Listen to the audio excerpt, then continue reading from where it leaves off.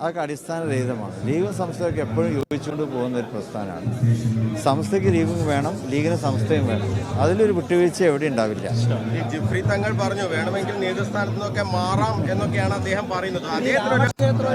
അതേണ്ടോ?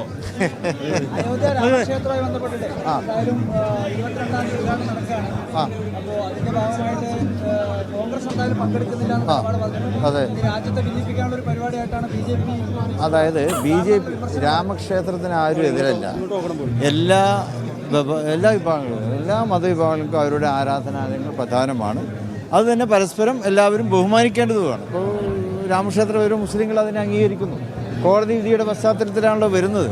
അതിനൊന്നും ആരും എതിരല്ല. പക്ഷേ ഇവിടെ രാമക്ഷേത്ര ഉദ്ഘാടനം കേവലം രാഷ്ട്രീയമായിട്ടുള്ള ഒരു നേട്ടത്തിന് വേണ്ടിയിട്ടാണ് BJP ഉപയോഗിക്കുന്നത്. ഇപ്പോൾ എല്ലാവർക്കും മനസ്സിലായി. അതിൻ്റെ പശ്ചാത്തലത്തിൽ കോൺഗ്രസ് അടക്കമുള്ളവർ അതിൽ നിന്ന് വിട്ടു നിൽക്കുന്നു എന്നുള്ളതിൽ ഞങ്ങൾക്ക് ഒരു ആശ്വാസമുണ്ട്.